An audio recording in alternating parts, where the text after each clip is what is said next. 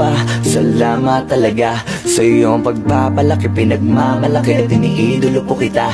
Kaya di ko na alam kung sa paano paraan ba ako dapat na magsimula, para lang masuklian ang ipinaramdam mo sa amin na pagpapahalaga. Meron na akong isang hiling, pwede ko bang hiramin ang mga sandaling ito para gawin ang mga gusto kong sabihin, para maiparating lahat sa iyo kasi hindi lang kita kain tapatin. Salamat sa mga tinuro mo sa akin na akin tatanawin na utang na loob sa mong makarating. Patawad na rin sa dami na pangarap mo para sa akin, di ko kain lahat na to pa rin. Bilib ako sa pagiging magulang mo, kayamanan ko lahat na tututunan ko. Alam kong dugo at pawis sa puhunan mo para lang mapalaki kami sa mundong to. Binusog mo sa pangaral na itinatak mo na maaari ko gamitin sa iyong naharap ko. Alam ko na otoko ko sa iyo lahat mo, lalo na pagkapahalaga pinalasap mo. Marami pong salamat.